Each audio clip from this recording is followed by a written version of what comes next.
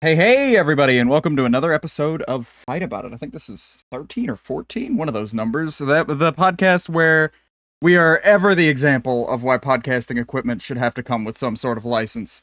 We are the reason it should be more expensive. I'm Vox, that's Jed, and we've got a third guy here today. I don't know why he's here. I don't know how he kind of just showed up. Yeah, showed up in the studio. I gooped my way through the fence, and now I'm here. Hello. Like fucking Luigi from Luigi's Mansion 3. Dude, I'm Gooigi! Shit, Gooigi? Yeah! Hella Gooigi coded.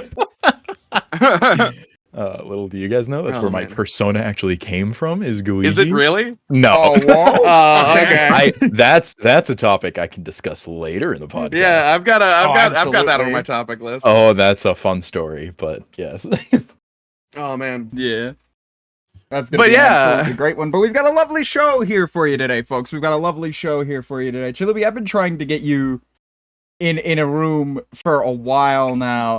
Just like generally, just to hang out even. No, dude. I haven't been intimidated. It's just like, this man is constantly doing something. I don't want to like, well, you're like rock up to him and go like, hey, you wanna like hang out sometime or something? And he's like, dude, I am writing my thesis as we speak. Please leave me alone. Yeah. I have been told I'm a very elusive creature, and like recently I've been so busy, everything's been so hectic, and I'm just kind of like getting back into the swing of things, even just streaming, everything else aside. It's been a wild ride to get to where I am right now. But dude, honestly, hit me up anytime. I'm so down, even if it's just chatting or hanging in VC. Always down, always down. Yeah. Awesome. But we're getting a little ahead of ourselves here. Chalooby, who are you and what do you do? I am. Why do you exist? My point is being awesome. I exist because I'm cool. Okay. Fair enough. Doing a decent job with that. Yes, my name is ChaloobyLive. I've been streaming since about early 2020, I want to say. Started streaming during lockdown, and here I am. I mainly stream Minecraft, though I try to kind of go out of the box a little bit. No pun intended, because Minecraft is cubes. Haha. But yeah, I do a whole bunch of things. I've been around for a while. I guess you could say I'm an elder. But yeah. Nice. Yeah, when you got into streaming, was there any reason that you wanted to? Any creators, anything else really, or was it just kind of a drive to make content? So it's a bit of it goes a little deeper than that, actually. So as if you've seen any part of the stream, you'll know that sometimes I do music on it. I play guitar and try my best to sing.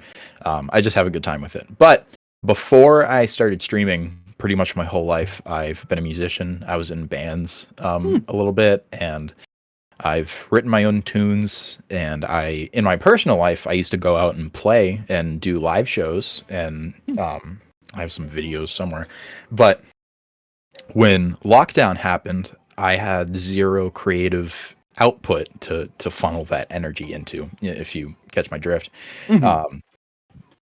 Just trying to like figure something out to like, I was like, it's shaking because I wasn't able to be like performative and be that, get that point across, I guess.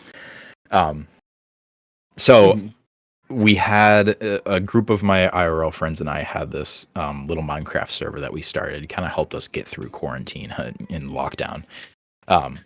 And one day I think I just made a Twitch account and just hit go live, and people from that server ended up watching every now and then. And then after that, it kind of just snowballed. I did Facecam for a while. I actually got my first kind of stride in streaming with, believe it or not, Five Nights at Freddy's. Damn. Yeah, I used to be a FNAF like speedrunner, and like I beat every game. Which one? Like, so FNAF 1 was like the OG one that I got really good at. I beat that one like 3 times on one stream, doing like the 2020 mode. FNAF 2 was the worst. The RNG in that game is insane, and I was never able to beat the custom night. But like after that, I just played a bunch of them. That was my old era. That was Chalooby Classic era, as we now know it to be. But yeah, it was just I started just kind of, obviously I grew up watching creators. Like I watched a lot of Captain Sparkles and Markiplier, and always kind of wanted to do that myself. When I was around 13, I think I tried to make my first Minecraft Let's Play on my old YouTube channel. But yeah, it was just kind of a way to funnel that creative energy and get that performative persona out there when I otherwise wasn't able to do it through music and through playing live, because we couldn't really do much back then. Then it just kind of snowballed into this, and here I am now on Fight About It with Vox and Jed. Oh yeah, you've reached rock bottom step in your career. Oh my god, look at me, mom and dad. This is success. Truly. The podcast that we can't even be bothered to promote half the time. Yeah, we're working on that. I'm working on that. I was supposed to be the promoter, and I kind of sucked at that, but this episode will be promoted, I promise. You're bad at your job, Jed. I do most of the work here. Cut me some slack. That is true. To be honest, but I do most of the work because it's easier for me to do most of the work. I could easily pass most of it off to Jed, but it's so hard for me because it's just like, dude, I have all the footage right here. I'm not going to ask you to edit it, because that means I record it, send it to you, you edit it, and then send it back to me and I upload it or whatever. It's just such an easy, streamlined thing to like cut out the middleman. I'll throw a thumbnail together. I'll put it up. But like that's something I wanted to talk to you about, which is way down on my question list, but has naturally come up. Is just like, so you have a lot of YouTube Shorts and TikToks coming out, and it looks, I swear, it looks like I'm stalking your fucking page, because every time you post, it appears instantly on my For You page. Really? I'm not, I swear. Yeah, like it's right at the top. Wow. First thing, it's like, oh, you like this guy, right? And it's like, yeah, I know. That's great. You know, Easy. Oh my god. Yeah, but no, you have a lot of shorts out, and I come to find out that you don't do your own editing in these cases. Nope. You pass off, and it's not like we're talking high art here. It's not like we're talking high art, but like I have such a problem with that. How do you go about like making the content and then passing it to somebody and just going, here you go, fix it. You know, it actually. Believe it or not, they actually came to me first and really asked to do this, which is shocking. Okay, so here's the, can I name drop them? Yeah, you can. Okay. Sure. Enzo, from Willow SMP fame, as you might know her. So like probably months back, she pretty much reached out and was like, hey, I want to practice my editing and practice my shorts. Would you be okay if I watched your VODs, clipped a couple funny moments, quote unquote, I guess it's subjective, and edit them into like short form TikTok and YouTube Shorts videos? And I was like, absolutely, dude, go, like, have at it. I had zero gripes with that. And literally every step of the way, I was telling them, I was like, you do not like do this because you feel like you have to. You like, they're like, no, I want to practice my editing, all this stuff. And I can't even begin to describe how grateful I am for like Enzo putting in all this work. It's absolutely insane. I am not worthy. But yeah, that's it. What happens is, I'll stream for whatever period of time. If they don't catch the stream live, they'll go back and watch the VOD. From what I gather, they were watching quite a few VODs just in their time anyways, and will clip every now and then, like a funny moment, just download it right there and edit it real quick into a short and send it to me in a Google Drive folder. And then I just schedule the uploads for daily uploads, which I haven't done in the last couple of days. Don't say anything to Enzo. Scheduling uploads is a hard uploads is a hard thing to manage, dude. I get it. But sorry, drinking water. Yeah, that's it. I never reached out and asked because I mean, if I was gonna do it, I would literally just download the clip and throw it up on TikTok. But they're like putting in the work, and I can't even begin to describe how grateful I am for that. Every single time they message me an update, I'm like, thank you so much. I don't understand why you're doing this, but I certainly appreciate it. Absolutely, yeah. No, it's just like such a thing of just like, wow, I don't think like, because that's the number one tip that I've heard from like larger streamers is clips. You want good clips. You want to go through. Nobody's gonna clip it for you. You gotta go and watch your own VODs. You gotta go back. You gotta look at the thing. And it's like I can't ever bring myself to do that. I just use the clips that I end up getting naturally, and do my best with them. But I cannot watch my own VODs back. It's such a problem for me. Of just like, it's not that I'm like embarrassed of them or anything. I think they're nice, but it's just like I already saw this. Bro, I just saw this. I just did this. I don't want to. Like, this is my Monday night. Through it. Yeah. See, I totally get that. I will often just watch VODs of like Vox and I hanging out, mainly just because I get lonely. But that also, is so sad. that is incredibly sad. But no, like of us just hanging out, and I'll never clip because I don't even think to. Like, I don't even remember that you can clip on VODs. So Vox, you could have someone clipping these things. I'm lazy. Right. Yeah. I've considered doing the thing that you do for the podcast for like editing, where like for those unaware, Chalooby included, we have Jed as our minute man, basically, of just like if there's anything out of place or like there's dead air or whatever, Jed marks down the current time code and then just sends it over for me to edit so that I can just skim to those points instantly. It makes the whole thing very streamlined. But I've considered like having someone aside do that for my entire stream, just off rip. And just, but at that like, point, why not just clip it clips instead of like? At that point, why not just clip it? Yeah. Right.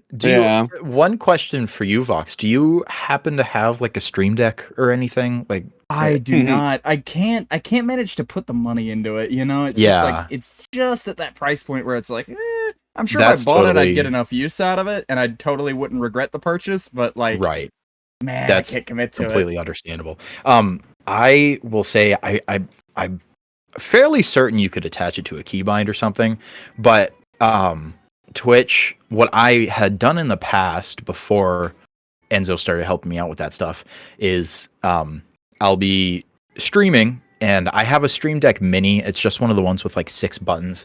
I really haven't used it a whole lot. Yeah, they're great to have. It's very useful. They're awesome. But I used to have like a mark button, I think it was called. It was a Twitch feature where you'd be streaming and you hit either a hotkey or a button on your Stream Deck, and it marks this like it puts a dash on your stream VOD if you go back and rewatch it to like edit it as a highlight or something, and you can go back and see exactly where you hit that button, and it shows you where. And I had done that if I was streaming. If there was a funny moment that I was like, oh, I want to go back and clip that, I'll just tap that button. I'll go back and rewatch the stream and just jump to where it happened. But then I just found myself clipping like everything because I was like, that's funny. I was like, no. That is way too much. But yeah, I mean, even just stuff like that, to have a little Stream Deck is great. I'm curious to see if you can actually do a hotkey for that. I'm sure you could. During Console Craft, I was using a thing to catch recordings. I was using just the native OBS like replay buffer feature. I had it set way higher than you would want for a clip. I had it set recycling the last like 10 minutes. That way I didn't walk out of like a 4-hour or 5-hour recording session with a shitload of footage of me just like mining alone. And so I just would like start the recording full out, and then I would replay buffer it later when an important bit would come up, because usually there wouldn't be more than like 10-20 good minutes of just like a spat. And it's a real nice feature in OBS. I'm thinking of going back to using that. But Twitch's like inbuilt clip system is so nice. I much prefer to have them as Twitch clips. It's so easy to like make a quick portrait version and slap it up on YouTube and TikTok. It's totally just that simple. Yeah, and they're easy to download. You literally just put them into the aspect ratio and throw them up. Some people, like, I've heard, because Enzo talks about the statistics of it a lot, and like click-through rate and watch time, which I don't really follow a whole lot. My mic just buzzed. I guess there's certain things that people gravitate towards and will like, this is a discussion for a whole nother time, but stuff that increases engagement and that discussion, and like people want to see captions on videos that are like built in. People want fancy thumbnails. I mean, it's the same thing as like long form content. Like, is a thumbnail going to attract someone if it's on the recommended page? Is somebody going to finish watching your short if it has, fast editing, sound effects, captions, all that? And I don't know a whole lot about that. I kind of just do this thing for fun, and I just so happen to fall into place where somebody who's in the community wants to do this for me, and I'm like, okay, sure. So yeah, I appreciate that. But no, yeah, that's why I can't get into doing thumbnails, because it's so analytics brained. Like, it's so like making a thumbnail that like is clickable and is like enticing in the current year is so like the psychology of content creation and like where a viewer comes from, and it's like it's so just like I don't care if a red thumbnail makes the viewer want to click more. I don't want a red thumbnail. Yeah, I don't know. More about the art of the thumbnail, I guess. A lot of opinions about this topic. I think thumbnail artists are cool, and I think what they do is masterful work in terms of like graphic design and like studying the trends and whatnot. It's just not something I could ever put my brain at, I think it's very interesting, and how it works is fascinating. The psychology is really interesting because I'm work in the medical field, but I feel like a lot of people get sucked into that, and that's like all they focus on in their content is it gonna get engagement? Are people gonna click on it? And I feel like, I mean, I've been sucked into that before as well. I want to be as flashy as I can be, all this stuff. And it kind of takes, for me at least, it's my perspective, it takes away from the actual enjoyment of content creation and why you do what you do. People just focus so heavily on the statistics and getting as many views as possible, which I feel like if you're putting all of your effort into that, where's everything else, My thing is, if you put something out into the world that you really care about and that you're proud of, if it resonates with even one person, that resonation is very strong, versus putting in the statistical work and looking at the numbers and figuring out how this is going to reach as many people as possible. And I feel like it kind of gets muddled at that point. I don't know. I've my own opinions on it. People are welcome to their own. Right, of but course. Just in my times as a content creator, it's just something I've never tried to delve into it fully myself, but it's something I've definitely noticed in people I know and people in the space. So I don't know. It's an interesting subject, just nothing I could fully dive into. Yeah, for sure. And I definitely relate with what you're saying of just like people get so caught up in like, how can I make this like enjoyable to the biggest amount of people? And it's like, is it enjoyable to you at that point? Exactly. When do you end up sounding less like someone who makes content because it's fun and more like that like Pepsi logo redesign document from like 2009? Exactly. Where it's like, if we put the white between the red and the blue, it'll make them thirsty. That's a color combo that engages thirst in the human brain. And it's like, I don't care. I just want to make my funny videos, man. Right. Yeah. And I think it's like, I mean, it kind of, how are we for like hot takes in this podcast? Go for it. Oh, we're a big hot take podcast. So, Go for it. I feel like putting all of your effort into that just kind of boils your content down to the lowest common denominator. You're appealing to this mass amount of people. If you make something with personality, something with, that is you, if it resonates with one person, like as I said before, that is a strong resonation. But if you boil it down and make it like cut and dry, watered down mass media content, like streamlined all of the like you said, the streamlining logo, making it so that everyone wants it. I feel like it kind of boils it down and it loses some of its own character. I burped, sorry. The creators that I feel like people enjoy the most and resonate the most with them are just those kinds of creators that are sticking to what they do and not going against the grain per se, but still being themselves through everything and not fully worrying too much about how many people are going to enjoy it. If you put something out there with the goal of it connecting with at least one person, and I feel this way very strongly with music as well. I've had my own experiences with it. Put something out in the world with the goal of resonating with even just one person, then bless you, Chompy sneezed. Put this thing out into the world with the goal of it resonating with at least one person, then you will 100% succeed in that. Yeah, that is absolutely a take I can get behind. I don't know. I feel like I feel the same way of just like if you shouldn't focus so hard on selling the content, because if you make good content, it'll sell itself, you know? Exactly. Yes. Maybe it'll take some more time. Maybe you won't immediately get that boost, go viral, as they say. But yeah, totally agreed. Yeah. But along with content, I suppose, how, like, you know, we've talked about how long you've been making it and who inspired you, and we talked about this a little bit at the beginning of the episode. With Goiji, but when you were making content, or at least making your character, what brought you to a slime boy? I am so happy you asked. Okay. Oh, let's go. Audience members, viewers at home, sit down, grab a nice hot beverage, maybe some popcorn, some celery sticks and OJ. Get comfortable and listen up to Chalooby story time, because it's about to get crazy. Have you ever heard of the Pixar movie Monsters, Inc.? Yeah. Who hasn't? Okay.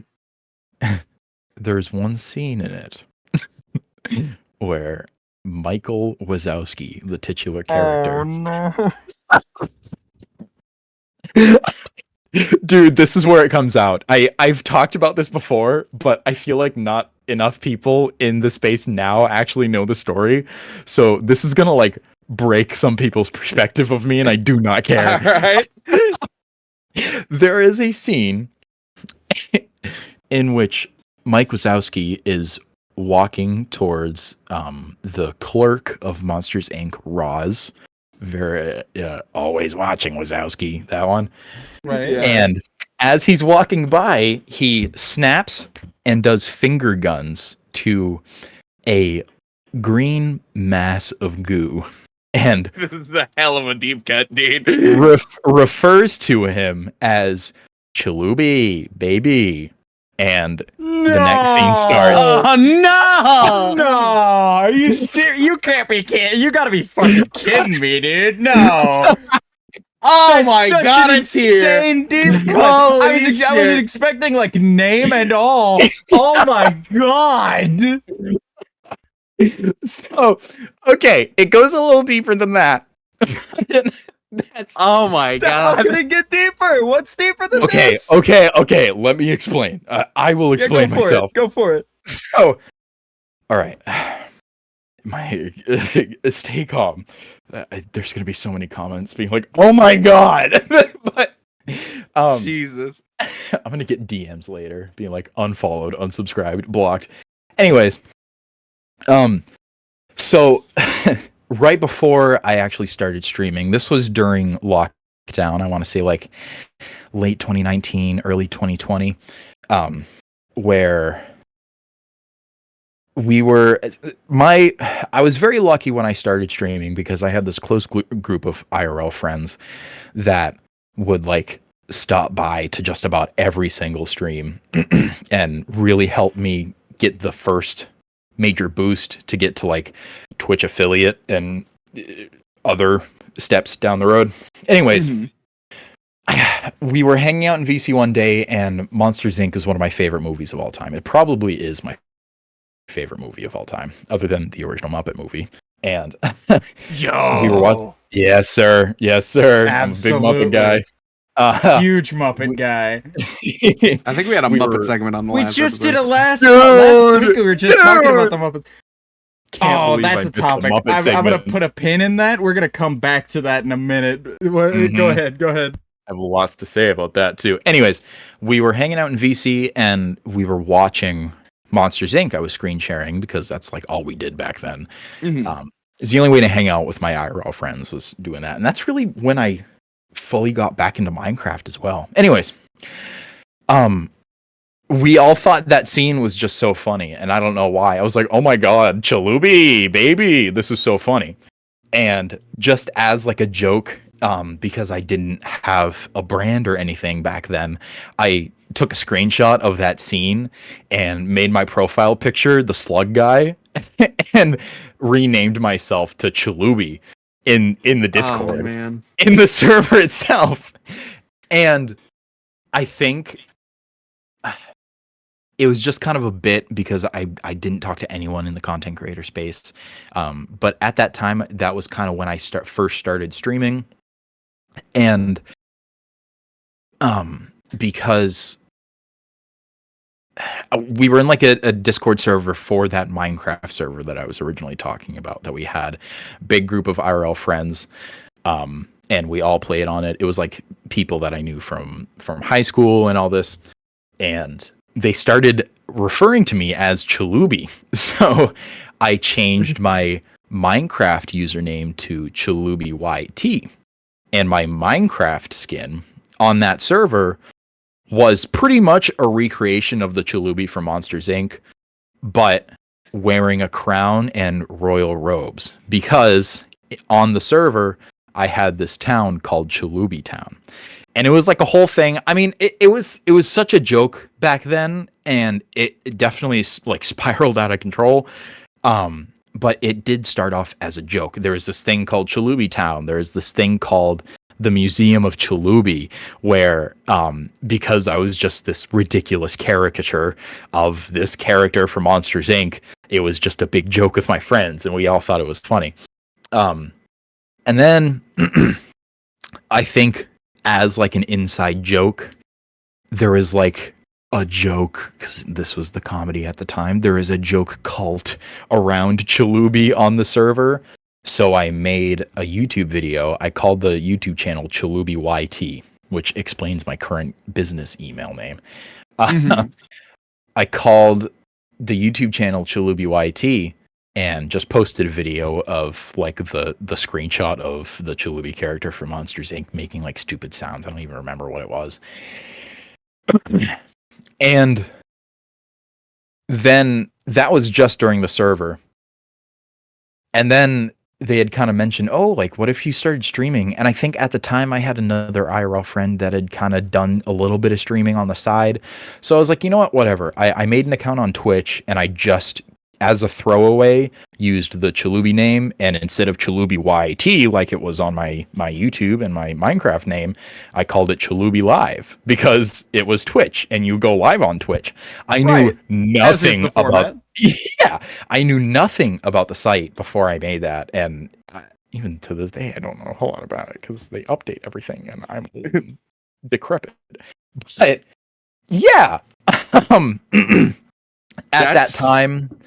I still had the... Sorry to interrupt. There's more. It goes deeper. At the time, I was still wearing the Chalooby skin with the crown and the like royal robe, because it was just from the Monsters Inc.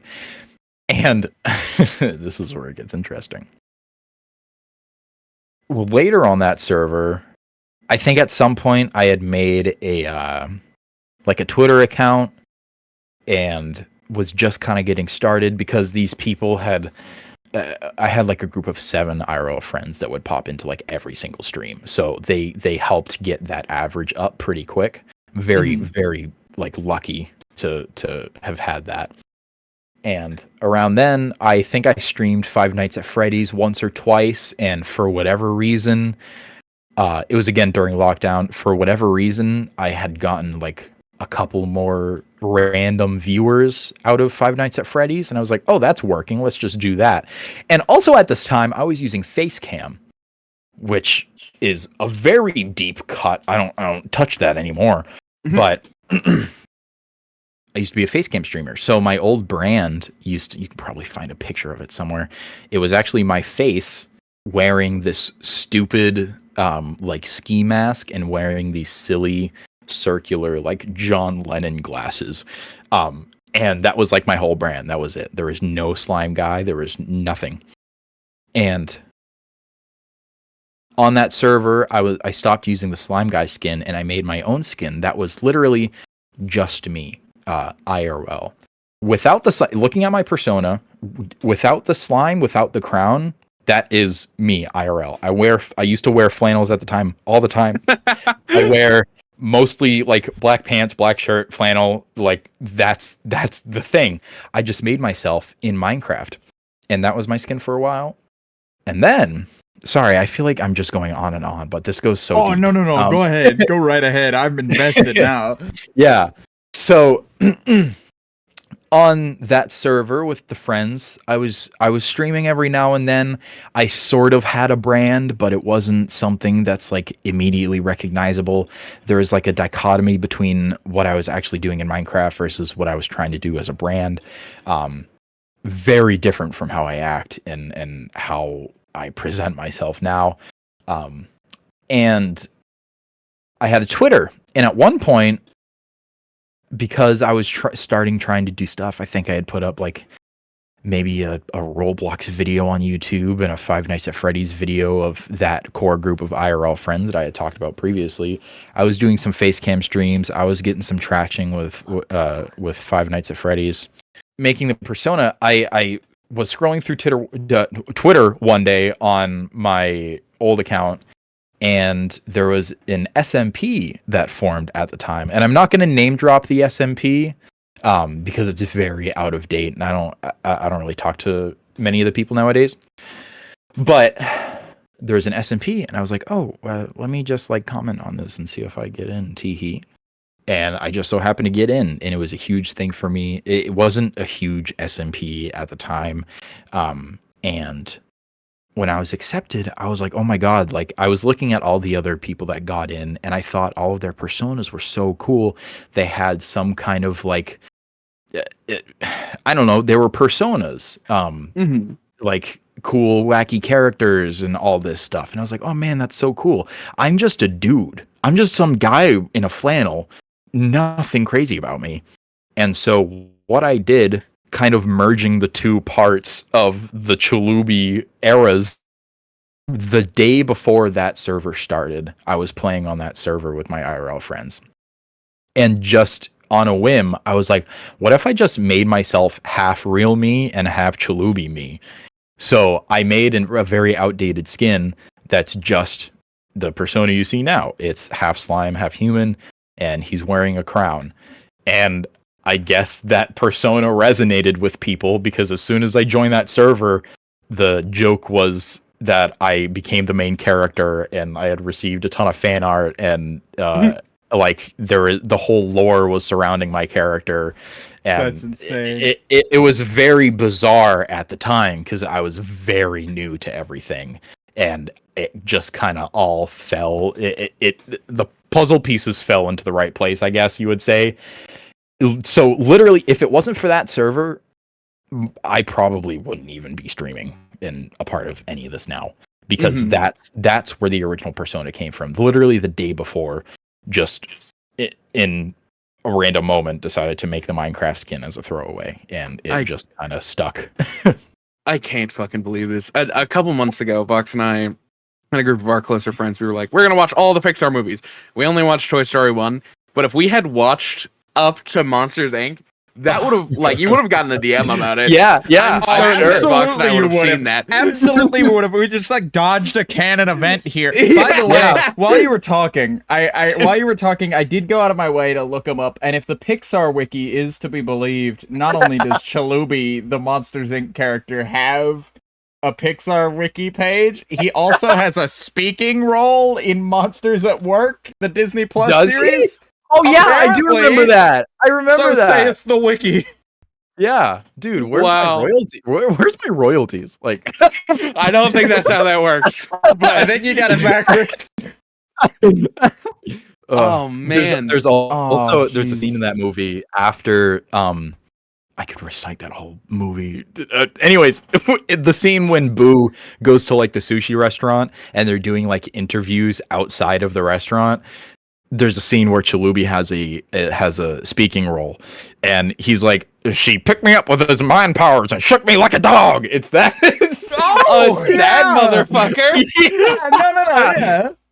It's the same guy. God. So yeah, the whole Chalooby name came from that throwaway joke and changing the name in Discord. Absurd. I will say, when I brought the half slime back, it was more disconnected from that like first throwaway joke because I very intentionally designed my skin at the time to be like a Minecraft slime because it was on Minecraft. Why not? Right. And because I was wearing a crown, I kind of fell into like a king character at the time on that server, and that's kind of where everything took off. But yeah. That's the story. There's lots of twists and turns. Club Penguin was also involved in the story. Oh my god! I kind of skipped over that because that's a whole other topic. Jesus, I convinced people on Club Penguin that I was a like celebrity penguin, and oh my god, that's where Chalooby really started sticking. Very Club Penguin activities, scandal, lying, potentially identity theft. You would never catch some shit like that happen on my Disney MMO of choice, Toontown Online. You would never catch some shit like that happen. Toontown slaps! When's the Toontown stream? Dude, when are we doing? We've done like 2 or 3. We've done 3 of them. You can hop in. I love Toontown, dude. I played when I was like 12 years old. I freaking love that game. Download Toontown Corporate Clash and we will play it. Grab Toontown Corporate Clash? Oh, have you not seen Corporate Clash? That shit is insane. No. It's fans basically were fed up with Rewritten because Rewritten is very much a preservation project, which is great to have. I do want to say it is amazing to know that like digital space from all that time ago is basically just walkable and experienceable currently as is. But some people were like, "Oh, we'll do our own server. We'll do our own server where we keep the development flowing." And they did. And it's cool. Wow. They've done some really neat shit with it. I'm looking this up right now. Don't mind me just gonna download Toontown Corporate Clash. That's awesome. I'm so down. When you're talking about your persona just being like you and your clothing, like Vox and I started out the same way. I never grew out of it. Vox kind of did. But like my character, the flannel and the gray jeans and the black shirt, that's just what I wear. Yeah. Like that's just what I wear. And Vox, his first persona was this like I don't a white polo. You say I don't. You say that like I don't wear this outfit. Like I don't have this exact. I don't own this exact outfit, but I want it. I see. Yeah, he totally. I need you to know. This is. I feel like this is kind of on a similar level as the Chalooby Monsters Inc. deep cut. They're in the finale episode, part 1 of the finale for Seinfeld. Cosmo Kramer wears almost this exact outfit. It's insane. That's a very Kramer outfit, I will say. Yeah. Vox and I, despite being best friends, are like polar opposites dress-wise. I wear like only black with like barely any pop of color, and Vox wears the most clown outfits you've ever seen. It's absurd. Oh my god. Oh, it's great though. It's a great dichotomy that we have, I think. But it's funny how that works with like the persona reflecting it being a reflection of the IRL self and then just kind of morphing into its own thing. Yeah. That's something I hear constantly that like I'm sure you get too, but like you get it because you literally like based it on yourself. The rat looks nothing like me, but I constantly hear that from people like, "Oh my god, you look so much like him. You just look like that. What the fuck?" And it's like I I don't look like that, dude. Yeah, I when I was designing my character, I was working with a 3D modeler friend that we have, and she did most of the designing, really. And so he kind of turned out very twink. I am like the opposite of a twink, and I haven't ever recovered from it. I don't know how to get the robot to like big guy. I don't know how to get there. So we aren't getting there. He's staying as Robo Twink. Nice, but yeah, we Robo love Twink. that.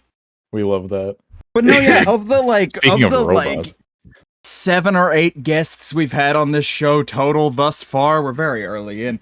But you definitely have made first place on that question of just like, yes, where does your persona come from? That is absolutely the most involved, like best total answer we've gotten out of that.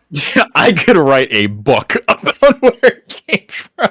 Do it. Amazon Publishing is hella cheap. Right? Is it really? Yeah, no, they'll publish you.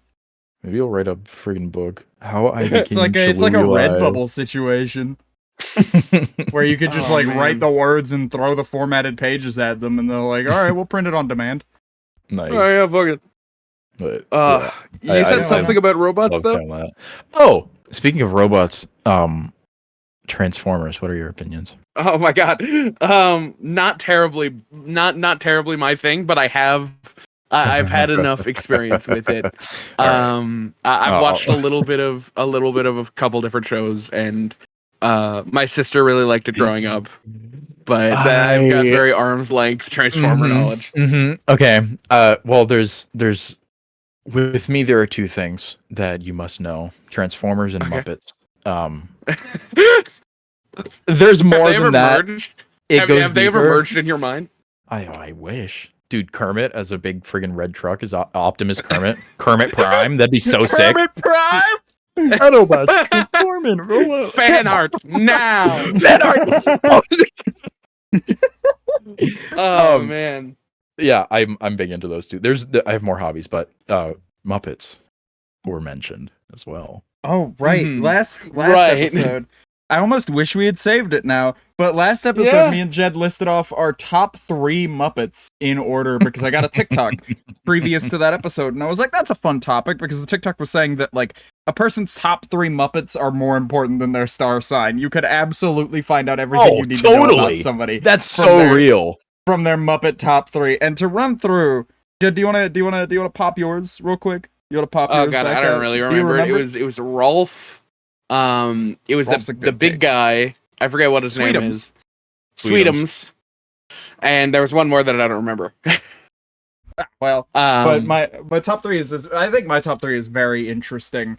Because my second place, I'm saving first place. My second place, because it's a wild pick that I think is going to be very funny. But I've already done this bit for viewers from last week. My second place is Kermit, particularly Jim Henson's portrayal of Kermit. Oh, I don't know. There's just the character is still good post Jim Henson. I don't want to imply that he's not, but he's so interconnected and like interwoven into that little fucking frog that it's like you have no idea who you are talking to right now. I am the Muppet. Okay, I could talk about this off stream. Oh, man. I am the one who likes the lights. I am the Muppet guy. I kid you not. I have a Muppet memorabilia collection. Chompy got me an original Kermit the Frog Fisher Price puppet from the 70s, like original Henson Company. I have vinyl. I have I'm wearing a Kermit the Frog shirt right now. I'm literally so let's talk Muppets. I'm wearing a Kermit the Frog shirt that says, on the outside, I'm hootin', on the inside, I'm hollerin'. If you guys need pictures of any of this as proof for the editing phase, tell me. I will send it to you. Oh, no, we buy it. We totally believe it. On my wall next to my TV, there is a print of the Mona Lisa, but she is replaced with Kermit. And I have like one of those IKEA cube organizer shelves where I just put a bunch of random junk. And one of those shelves is a dedicated Muppet collection in which I have a portion of the original Dark Crystal Marvel comic run. Oh my god. I have multiple vinyl records. I have John Denver and the Muppets both on regular vinyl, picture disc, and cassette. I have the original Muppet movie soundtrack. I have some vintage puzzles from back then. And have you guys seen The Dark Crystal? Oh my god, yeah. I have. I have. Do you know the? I forget the character's name. He was one of the Skeksis. Let me see if I can find the Chamberlain, the head Skeksis that goes, that guy. Right. I have the puppeteer's autograph that actually puppeteered him in the original movie. That's wild. I have like a signed print. I'm trying to think, what else do I have? I have a bunch of Muppet shirts and like clothing. You have an exclusive. Stumpy's telling me. That's two. I do have some like Muppet figures, but yeah, it all in all, a bunch of Muppet plush things. I have Muppet Squishmallows. I have the original. Oh yeah, McDonald's toys. Oh my god, the original McDonald's toys. Yeah, the original McDonald. It was the original Henson Creature Workshop run of McDonald's toys, and which I'm very proud of. The entire custom minifigure collection of Lego minifigures. Oh, that's a hard get. I have the entire Muppet run. I have the Sesame Street Lego set that Chompy also got me. And I plan on displaying. I know it's been a while since I've actually touched it, but I have that, and I plan on displaying all of the Muppet figures with that. So I'm a big fan. I grew up with the Muppets. I have most of the movies on VHS too. That's another thing I meant to mention. So, funny story. The supreme format, anyway. The first time I heard about you, it was after Vox had, he had applied for Willow, and he wasn't supposed to show this to anybody, but we were hanging out in a call. Sure. And he applies for Willow, and he's like, I got in, and this is the entrance video. Except my partner and Jed. Yeah, totally. Yeah. No, but, this is the entrance video, and I see this sock with goop on the side of its face, and I'm just like, what is going on? What the fuck did you get into, Vox? I forgot about that one. Shout out to Ton as well. They have made so many pieces of fan art that is just me as a Muppet. I think I have some of them saved. It's just like the classic Muppet, like wide mouth shot. You know how Kermit goes, and it, like wails his arm. It's just that, but with my persona. So that makes a lot of sense now that was the intro video that Vox got, because it at first I was just like, I don't know anything about Chalooby. This is the only thing I know about Chalooby, and that's the only thing I've known about you for most of the time being around. Was that initial impression of you? That makes total sense. I think I had a joke idea. This was like years ago where I was gonna start a stream. I was gonna make my own Muppet as my persona and start a stream with my face cam using the puppet of my persona. Chompy's telling me something else. Indie sock pup. We were just talking about that. They were just talking about the sock puppet. I will tell one story while we're still on the topic. For sure. Every now and then I love VHS. I don't know, it's nostalgia, whatever. But there's just something about it. I collect vinyl too and cassette. I'm one of those guys. But we were watching, I don't remember if it was the original Muppet movie or what, and I have the Kermit Fisher-Price puppet, and I know the movie front to back. And so while we were watching the movie, we were laying down watching the movie. I was puppeteering Kermit. I was puppeteering Kermit along with the lines of the movie. Oh my god. It was so funny. Dude, let it be known, I love the Muppets. I'm a big fan. Grew up with them too. My father had a lot of the episodes on the computer because he grew up with the original Muppet Show too. Right. He had a lot of the episodes downloaded on the family computer when I was a kid, so I would watch those, and that's when I was first introduced. And around 2011, I think, was when the reboot movie came out with Walter. and Yeah. that's when I like Big hit, really big started hit. getting into it. So I love Walter, dude. Walter's a good Muppet. Walter's a good Muppet. Oh, right, top 3 Muppets. Oh, my number right. 3 Muppet. Oh, My yeah, number 3 sorry. Muppet. That's where we're at. My number 3 Muppet is Rizzo the Rat for obvious reasons that need not explained. My number 1 Real. Muppet, ranking straight up to the top of the list. I need to preface, you're either gonna love me or hate me for this pick. Ladies and gentlemen, it's New Zealand and his amazing boomerang fish. Yeah, New Zealand. I love that guy, dude. Oh my I god, love that dude. he's so real. In the opening scene of the original Muppet from 74, was it 76? I don't remember when it came out. There's the whole theater intro scene where New Zealand is just throwing his boomerang fish all over the place. Oh my god, I don't know very much about them. I'm very like distant from the Muppets. The only thing that I have is like, I went to Hollywood one time around the time that the new movie was coming out, and they did like a puppet show pre the showing of the movie. So that was pretty cool.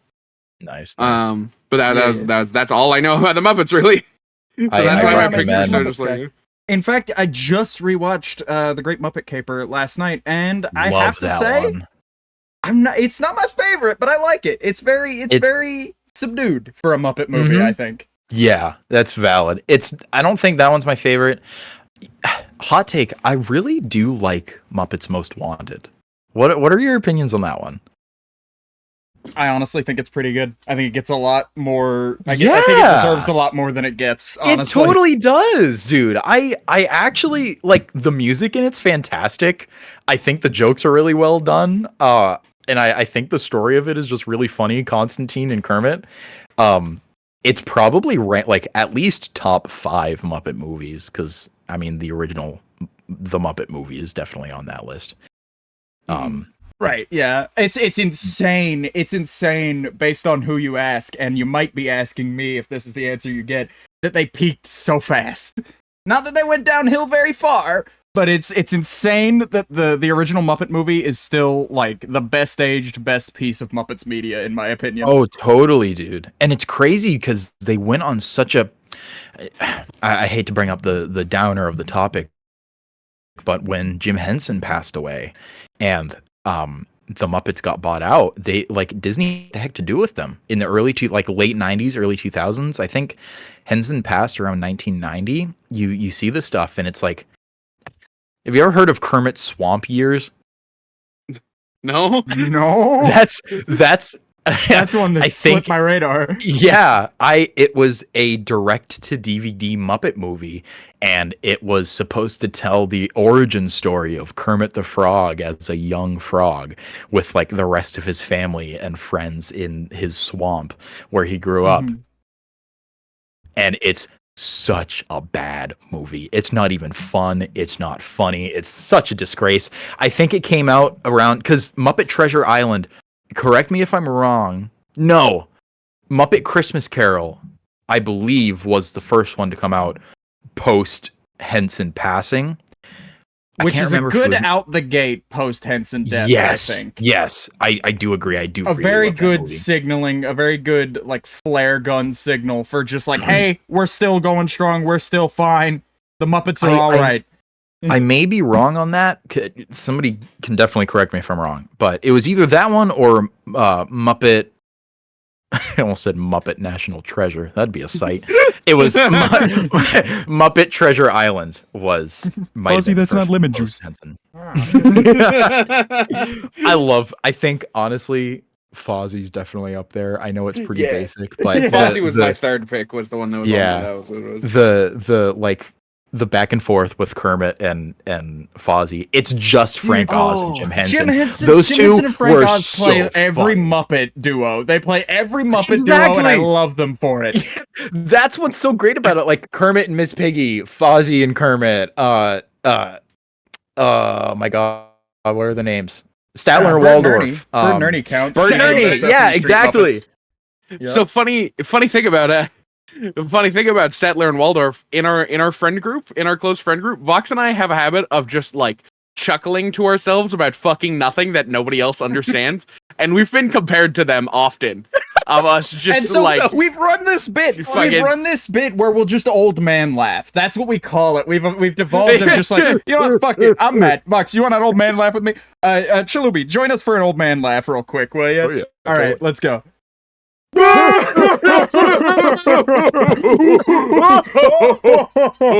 right, good old man laugh. It's All right, good there for you the go. soul, I All right, tell you. it's It brings good. something out Thank of you, everyone, for watching this episode. no, we got an Fantastic hour auditory left. entertainment.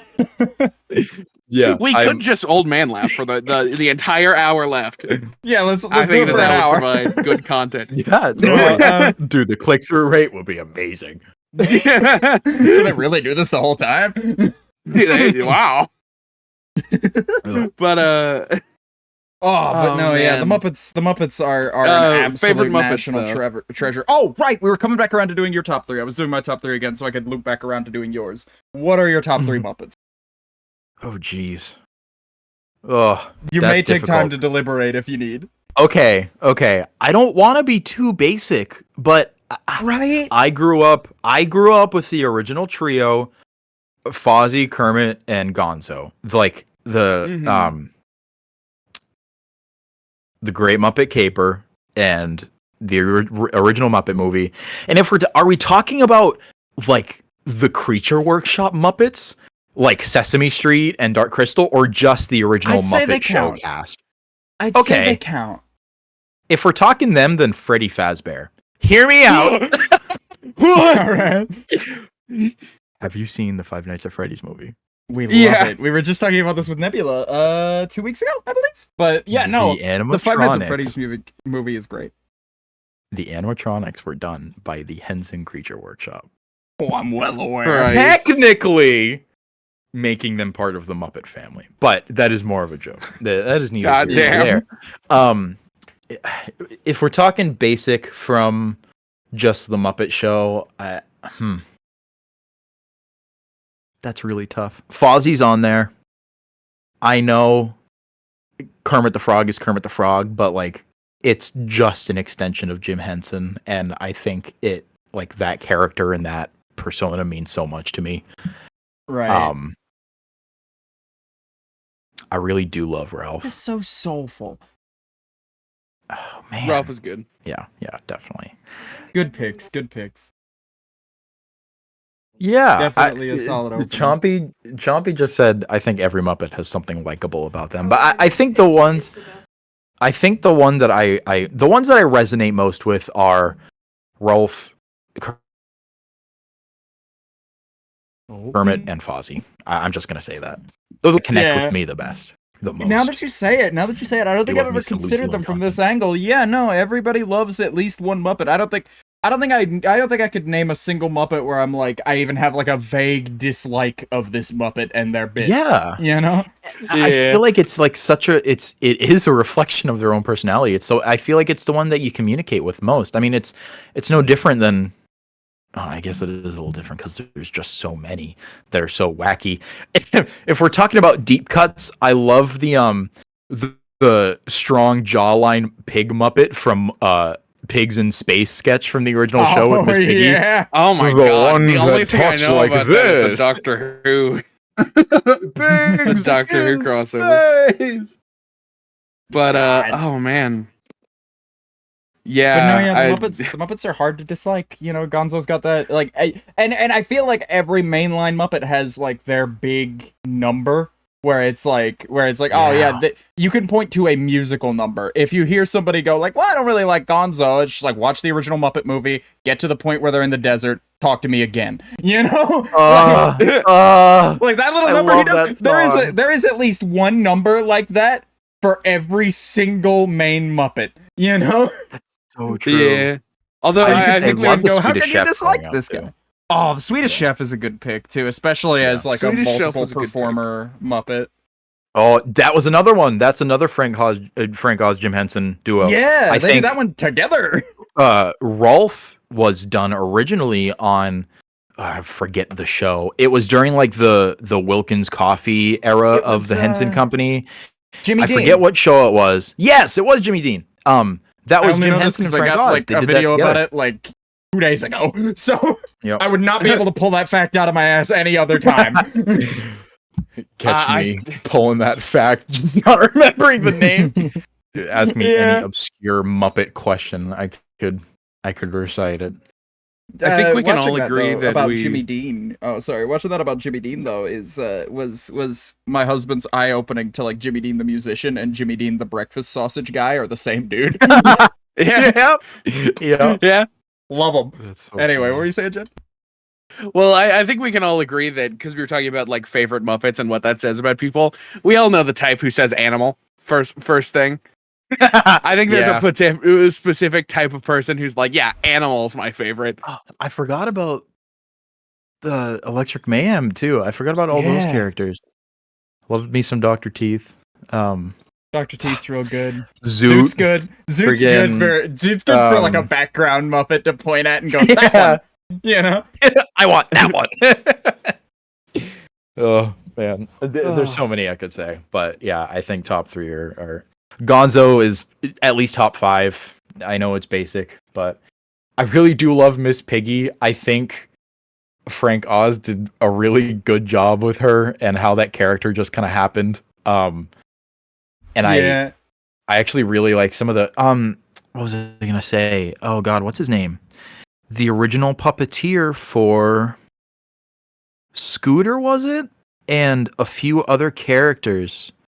I can't remember his name off the top of my head, but he was the only, I believe, openly gay puppeteer on the Muppet Show, and Jim Henson was like super supportive of him. So I think just like the inclusivity. I mean, you look at Sesame Street and how much that's done for like childhood learning and education and how to conduct yourself growing into your later years. I just think it's so important. Without Sesame Street, like back starting, I think late 60s, early 70s, it's so many people of that generation. Ago, around 2011, 2012, something like. They hit 100 years in like the 2010s at some point. Mm-hmm. It's crazy how like so many people of not only that generation back then, but even up until now, people still watching Sesame Street and not 100, like 70. Some Jesus. of these. Yeah, I don't know what you were talking about. I'm way off. I had a moment where I was like, hold on, 100. a minute, that can't be right. The Muppets were established in 1924, just before the Second World War. It would have been 1911 if it was. If it was sometime in 2011. yeah. It probably. No, was my bad. I was their a little 50th backwards or something. Kermit the Frog fighting in World War One. It's like that Indiana Jones skit. Yeah. Waka waka. I'm so glad they haven't run it into the ground, because everybody pitches this idea around of just start remaking other franchises but with Muppets, and it's like, do you know how quickly, like, as lovely as that seems on an individual basis, do you know how quickly once Disney realizes that'll make them money, they'll just start to run that bit into the ground? I know, it's just like the new like live action remakes that they've been doing. It would just be like that. Because it's like, as much as I would love like Indiana Jones but Muppets, or like we were saying, National Treasure but Muppets, the issue with that is that like you can't put that genie back in the bottle. You can't put that genie back in the bottle. They'll sense the money and come running. But the Muppets are a national treasure. It was such an era. They are maybe the real national treasure were the Muppets we made along the way. Oh gosh, I constantly sit and I wonder, every now and again when thinking about the legacy of the Muppets, just like where would they be? Jim Henson lives another decade, where would they be? I have thought about that so much. It's such an interesting hypothetical. Yeah, it makes you wonder if they would really, because like through the, I don't know, because like early the turn of the century, was it 2000 Y2K? It was such a dry spell for anything Muppets. I mean, Sesame Street was still going, but that would never really even leave. That was Kermit's Swamp years. That was Muppets in Space, which is not a bad movie by any means, but was a box office flop. The concept, they tried to do a couple revivals. They did like the Office parody show on ABC that really wasn't all very good. It was very targeted toward. There are a couple good bits, but I think it treated some of the characters pretty dirty. Yeah. I didn't like how they like treated Miss Piggy and some of the other characters in that, but there are a couple of funny bits in there. Oh right, I was gonna mention that when you were talking about Miss Piggy, of just like Miss Piggy is such like a haphazardly has become a thing, like from her inception, of just like Miss Piggy just became one day, like almost like it almost seems like she was already fully formed when she showed up. She's like the most believable Muppet to me. Like I see a Muppet anywhere and I go, yeah, that's Fozzie Bear. He's a real guy. He's been here since the 70s. What of it? Totally. You know? Yeah, but, exactly. Like, Miss Piggy especially, where it's just like, yeah, she just exists. She's just a person, you know? But like she's such a handle with care kind of like character to me, of just like, you gotta be careful. You got to take very explicit care, because you can get Miss Piggy very wrong very fast. Exactly. You could do a lot of disrespect handling Miss Piggy, and I think that sounded wrong. Sorry, you could write the character. You could write the character really poorly, and it would show. And I think some of the parts in that ABC Muppet thing kind of did sort of that.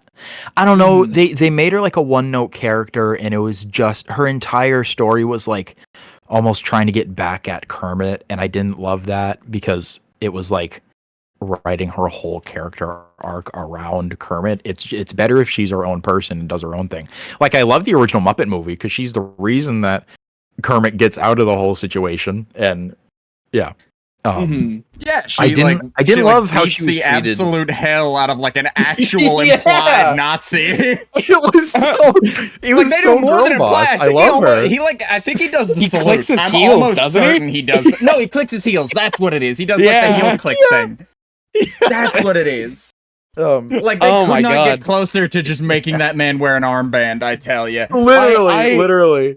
I love that people treat the Muppets and Sesame Street characters like they are real, actual people. Like a couple months ago, when Jordan Peterson was like, "Fucking fuck you, Elmo, I hate you" on Twitter, and everybody was like, "Why does this guy actually hate this like 4-year-old kid?" And it's like, why is he beefing this with is a random puppet? Or like similar old man situation. Larry David, who I love dearly, but Larry David attacking Elmo and his dad on like, what was it, like the morning show? You can't do that. You can't do that. Or more specifically, an example that I think of more recently was at the Olympics, when I can't remember which Olympic team it was, but it was a set of athletes got to meet with Cookie Monster and do a little promo thing for the Olympics, and they were like giggling and laughing and cutting up in the background, and they looked loopy, frankly, and like I'll agree to that. But everybody online was like, "Are they high?" That is completely disrespectful to go out and get high right before you meet with like such an esteemed children's personality, you know. And then people had to explain like, no, they're not high. This is simply just what happens when you meet a Muppet character. Yes, if you meet a Muppet, especially a Sesame Street Muppet, you are going to become giddy in that way. It's such a weird effect they have. Yes, and I find the best of the Muppets is when they're doing like those live interviews, and they're like, I think Jim Henson had appeared on some talk shows back in like the 80s where he had Kermit with him, so he was like puppeteering Kermit, and he's doing like Johnny sitting Carson there and shit. Yeah, and you watch the talk show host, and it's like Jim Henson disappears. It's like they're just interviewing Kermit the Frog. Is such an interesting effect. I think I honestly do believe if they were any other format, if they weren't puppets, I think if they were written the same, if they were handled by the same person, it would have turned out the same. I think it's just a testament to like the personality and character behind it all. I think the puppets definitely added something to it because it's such a unique and they're able to get away with so many like practical effects that are so unique to the format. But like no, I agree. I think those characters are just simply everlasting. Like I don't think but like it's like a magic trick, genuinely, even especially in those appearances where the performer for certain Muppets are just like literally like not under the table, they're sitting at a chair at a con and like holding their Muppet out to one side and letting the Muppet speak into the microphone. I always wonder if they're mic'd up separate, by the way. They have to be. They have to be. Because it's like it's such an odd thing. But like anyway, I see them using the Muppet, and it's like somebody's doing like stage magic in front of me, like, and showing me the trick without any sleight of hand, and I simply am still fooled. I'm like it's enamored such a by good it. thing. It's like it's like the most sincere, like, I mean it in the most sincere way, that it's like I feel duped, but I don't care. You know, it's such a great trick. They make them so lifelike, and I think that's another reason as to why they were so successful back then, even till now. I don't think the Muppets are necessarily like the biggest franchise on the earth, but I mean, you look at Sesame Street, if we're counting that as part of the Muppets, it really has made a huge impact. But I could talk about the Muppets all day, and awesome. this has been the fight about it Muppet hour. Yeah. And I couldn't be happier. But Transformers, though, we touched on it, and Jed got to say his piece. I wanted to say my piece, and that's that I'm not a big Transformers guy, not for any lack of trying, but of course, you know, I grew up during the Michael Bay years, and thus, you know, like, that was my exposure to the Transformers. And as an adult, the more Transformers media I consume, the more I go, no, this shit's pretty cool, actually. But the closest in terms of rabid fandom that I can get to Transformers is the fact that Weird Al's Dare to Be Stupid was used in the Transformers movie. Dare to Be Stupid is an absolutely fantastic track. We love Weird Al here. How do you feel about Weird Al? You got opinions? Gra weep, gra na weep, ninny bomb. That's some OG Transformers fans will get me in the YouTube comment section. That song plays right before one of the main characters dies, and I think it's very funny. Anyways, that's a very funny bit. Yeah, love that movie. It's so campy and so cheesy, and it was so obviously done to sell the toys, but I love it nonetheless. I'm a big Transformers fan. I think a lot of it, because again, kind of relating to what you said, Vox, I was aware of them at the time, but the first Michael Bay movie came out in 2007, and I think Revenge of the Fallen came out in 2009, and I was like 8 at the time. Mm-hmm. So I was like prime target for those toys back then. That's when I really got into it, and then I found out that the Transformers were actually made back in the 1980s, and these designs look really cool. So I became like enamored with the G1 toys, and I ended up watching the original cartoon, and that's really where I got like hooked on them. It's the same kind of thing. I really like the characters, and I collect the figures. Yes, I do. Mm-hmm. I have Transformers shelves. I've seen your posts. They take up a lot of space. But yeah, it's another one of the silly little things that I like to collect. And I don't know. It's just little stuff that brings me joy. Yeah, just the little things. Yeah. You gotta have side hobbies, I find, with content stuff. You gotta have other stuff that you're interested in.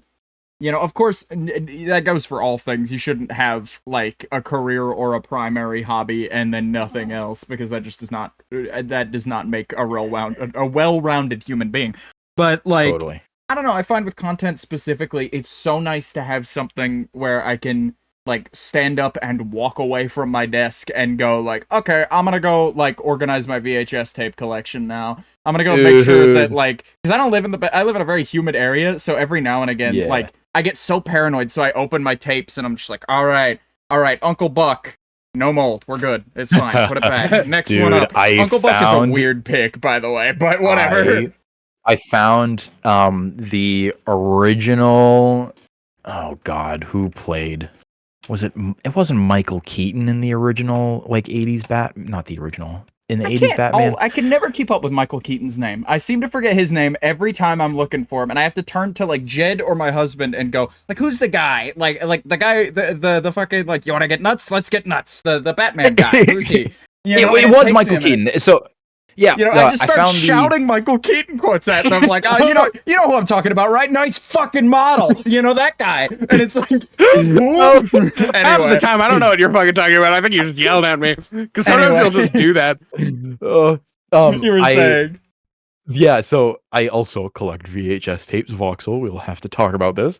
And I found, I'd gone to the thrift store probably like a few weeks back, and I found the original keep saying original. It's from 1989. But I found the Michael Keaton, Tim Burton Batman from 1989 on VHS, and I was like, I actually wanted this one because I think I have Batman and Robin and some other thing, and I opened it. I opened it and looked at the tape. Covered. It was the worst tape mold situation I've ever seen. I was tape to mold ratio was the bad. tape to mold ratio. I luckily am safe thus far. My collection has been okay. I actually got like a few of those plastic case covers.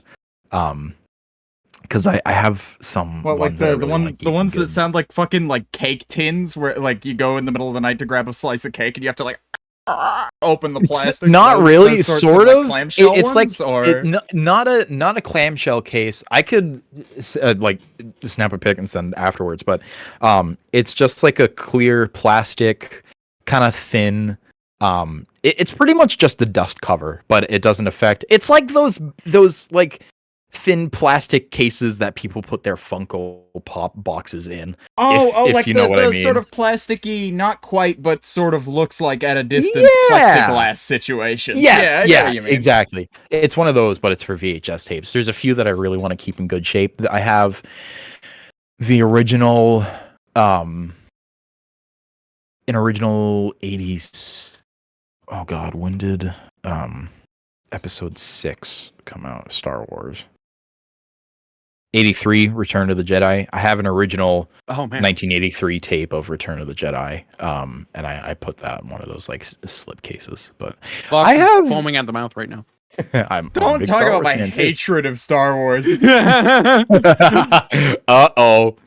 Get a better sci-fi franchise, nerd. Are you a Star Trek guy? No, I'm a Doctor Who guy. I'm like okay, so here's the thing. I'm like on the you know how like the Australians this year at the Olympics, this is the most recent example I could think of just like where they're like, oh yeah, we're beating out the US this time, guys, we'll get them, and like the US is completely unaware. I'm like the third wheel of this like Star Wars Star Trek beef where it's like, actually I kind of like Doctor Who, you know, and it's like and it's pretty good. It's a good fucking show, god damn it. I've checked out Doctor Who every now and then. I've tried to sit down and watch like a few episodes. I could never really get into it. I just don't think I've given it enough time. But honestly, I definitely like what I've seen. It depends on where you start. If you start at 2005, that's a pretty good era you're coming into. You gotta give it. I think the first season is banger after banger, but like it's not for everybody. The show really hits its stride on 2 to 4 for most people, and then doesn't really slow after that. Until you get up to like the more recent seasons, people will argue with you. But it's a whole thing. But either way, you know, it's definitely a sci-fi franchise that I can acknowledge is like, this is not the best sci-fi. This is not the biggest sci-fi franchise in the world, and that is for a reason. I get that. I think it has things that draws like certain people to it. Yeah, I kind of like, you know, I kind of like it that way though. I kind of like the state that it's in, and Disney getting involved in its production is really got me quaking in my boots, because it's like, I saw what happened to Star Wars. I saw what happened to Star Trek, conversely, where like they made a bunch of Star Trek movies and like 3 of them are good. I don't know what to tell you, but like they just kept making them, and they kept, and like I haven't seen most of them, and I just hear Star Trek fans going like, "Oh man, it sucks. Why would they just leave us alone?" And like I'm over here in my little Doctor Who bubble where it's like the same guys have been making my show for 20 years. That's such like a flex these days. It's crazy. My franchise never got bad. 13th Doctor, questionable. But all right. All right, buddy. Put the fight about it. Either way, put the fight about it. But no, we have a lot in common. I think you know, that's insane, because every time you bring something up, I'm like, oh, you know, I don't know. It's a whole thing. I'm trying to think of like other hobbies, but I mean, I have too many, and I have my room has been compared to. Have you seen Howl's Moving Castle? Yeah. My room has been compared to Howl's bedroom from Howl's Moving Castle, if you know that scene, where it's like every square inch of that room is lined with like little knickknacks and collectibles. That's kind of how I live. I'm I'm just interested in a lot of things. I think it's just I'm very much like a tactile person. I think that's why I enjoy Transformers so much because they're so tactile. I could like fidget with them whenever. I have been into vinyl since I was like 13. That was like a big part, and it's like my brain is on like a rotary, and every hyperfixation will fade in and fade out every now and then. Like before I'll pack these collectibles or whatever I'm into at that point away and make space for the next one that I know is going to happen eventually. So it's kind of like my own hubris in a way, because it on one hand, yes, keeps me entertained and occupied in my free time, and I will never not have something to do as a hobby, but it also just takes up so much room, and sometimes I get a bit overwhelmed because there's so many things that could have my attention at one point, whether it's writing music, recording music, playing guitar or drums, learning some other instrument that I haven't touched in years, collecting Transformers. I'm big into again collecting like physical media, VHS, vinyl, cassettes. I'm a video game collector. I have just about every console. The main ones, they're all in storage right now. I just set my Xbox 360 and Wii back up. Chompy was playing the Wii Animal Crossing. I collect games, NES, SNES. Legos I'm big into. The phase before Lego's another huge one, yeah. yeah, the phase before Transformers kind of started phasing back in my brain was definitely Legos. I kind of went on a binge with those. And comic books too. I'm big into those. Some of them are always kind of happening in the background. They're kind of like I think music is one of those, because that will never officially leave my brain, because that's such a big part of who I am. But it's again, I really love a music. whirl. And like I have the same thing where it's just like, yeah, music is always kind of there no matter what I'm doing. Yeah, Like I'll pick up my guitar every once in a while, and I'll sing or I'll play a song, and then it'll always be there. I'm not a music guy, and I'll tell you a story as to why I'm not a music guy. Jed knows this story. You mentioned drums earlier. So I, as a neurodivergent little weirdo child, grew up in a family that didn't know what to do with me, and so they were like, "All right, autistic people are good at something, right? I saw Rain Man. You want to try baseball?" And it's like, "Yeah, I'll try baseball." Ran off the field, didn't like it. And then saw Rain Man. I can't get over that. Sorry. No. It's a thing. But then eventually, one of those like stepping stones of like, okay, maybe he'll be good at this. Maybe he'll like this. It was all right. I got some money. But get him into the drums. See if he can get into drums. See if he can get into that. I don't know. Maybe there's something there. Maybe there's some like thing that he can do musically. So we'll start with drums and we'll figure it out. And they get me a drum set and they go, all right, we got it set up. We're going to get you lessons. In the meantime, this is fucking hang out, I guess. We're just going to leave this here. And they left me alone with this thing for an evening, right? For like a set of hours. And what I did in the meantime, I don't know if I'm sure you know this. Drums are mostly assembled with thumb screws. And I nearly got that fucking thing all the way apart. Like, I got it into as many pieces as I could. Because I was one of those kids that just needed to know how things worked. Where it's like, I understand that fully. I'm not gonna rip something apart or permanently damage it, but if I notice that I can get it open to have a glance, I'll do that every time. Totally. I'll like, okay, well, how does this work?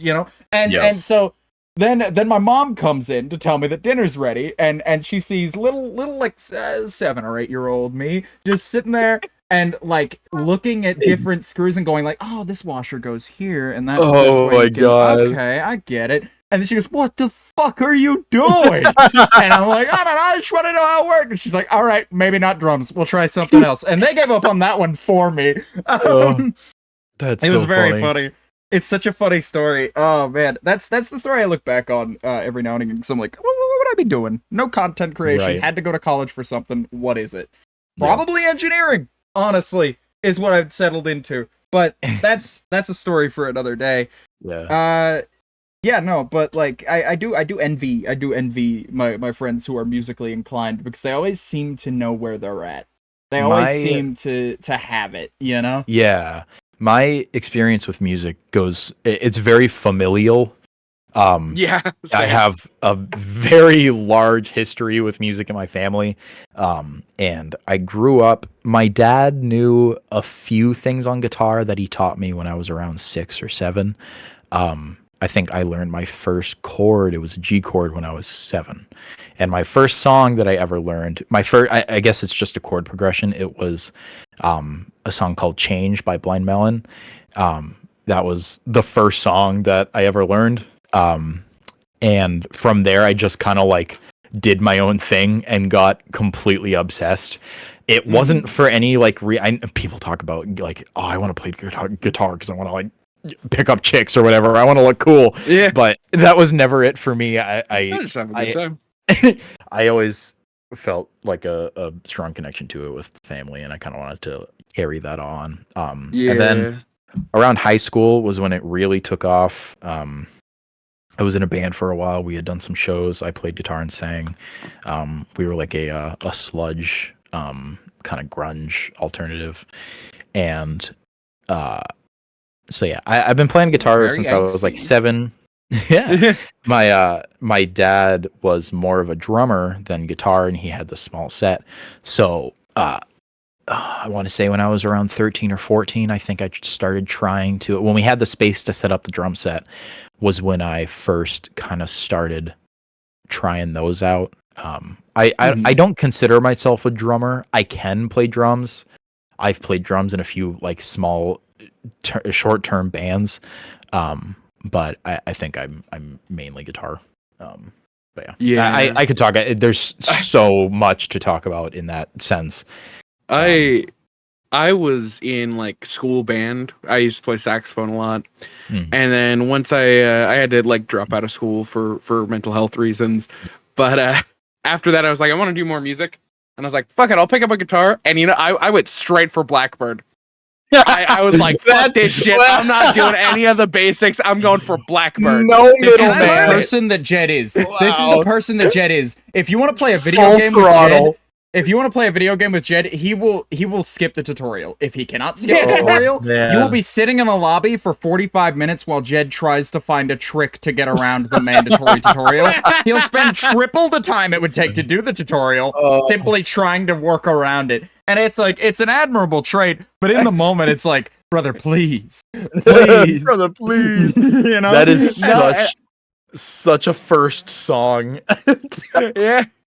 And like, I mean, I could play Blackbird now, and it took me like a couple weeks to learn it, but like, I don't know, I've gotten into fingerstyle guitar because of it, and it's just like, that's just kind of what I do, is I just like, I want to play this thing, I don't care how long it's going to take me, I'm not going to learn the basics, I'm going to learn to play it. Yeah. And that's, yeah. I was self-taught. I am self-taught. In high school, my junior year, I took a music theory class, and that was a very challenging class. So I am partly professionally taught in a sense of just like music theory, but in technique, self-taught. Yeah, I got a lot of guitar. I got a lot of music theory from my time in band and that sort of thing, because I did do a lot of professional saxophone lessons. Yeah. Because I was like, I was first chair saxophone in a lot of things. Wow. So like I was trying to keep up. But like, yeah, other than that, now I just kind of play whatever I want to play, and I'll just, you know, throw myself at it until I get it, and then I play it well. Yep. I don't know. I've never thrown myself at music, but I do acknowledge it as just like, music is like genuinely the most important art form that humanity has produced, I believe. It's genuinely the biggest, like, it's the biggest emotional seller. It's the most pure form from like the human, like from the human heart out. You know, I think it's the cleanest medium. It has such a rich history that goes back so far, and like you look at the remaining like cave paintings, music was almost definitely an aspect back then, even if it was just banging rocks together. It's such it's such like a human trait. I feel like, and nowadays with like the production that people can do and the way different people can relate and connect to music, I've done so many studies and I've written papers and I was in concert band, jazz band, and pep band in high school, all 4 years, well, except for concert band.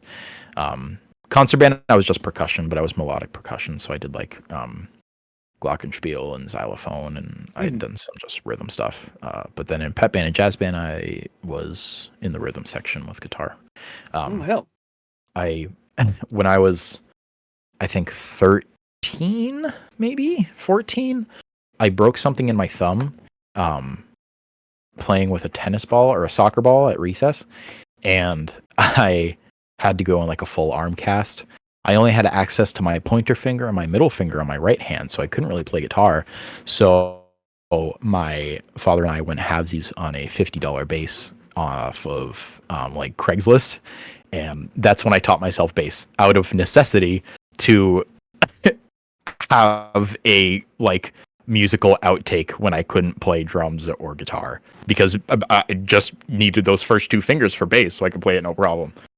I feel like that's like a running theme in my life where I have to be doing something performative. I don't know if you guys can relate to this.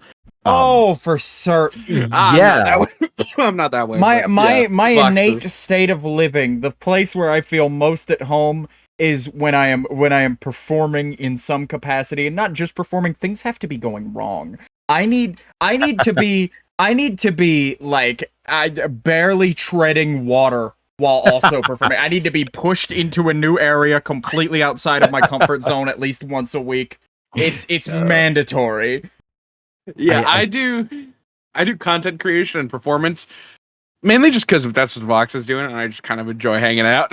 That's really why I stream. I don't have any like, I want to make things or I want to perform. It's just like I'm just here to hang out. You're here to level me out and add perspective. You're a good perspective guy, Jed, on just a like, I don't know. I was for background, I was at 3 days a week streaming, and I was doing like 2-hour streams. I was like, this ain't enough. I need to bump it up. Maybe 4 hours every 3 days. And then I waited until I got comfortable doing that and could consistently do it for over a month. And then I was like, okay, what if we move up to 5 days a week, 4 hours? And that's where I've been for a while, because I find that my most comfortable. I'm having a hard time pushing, but right now I'm still tentatively looking at Saturdays as well, to like a 6-hour stream week for 4 hours. Vox, and I just can't push. I can't make that push. I'm working on making that push right now, but it's just like I try to keep Vox reeled in.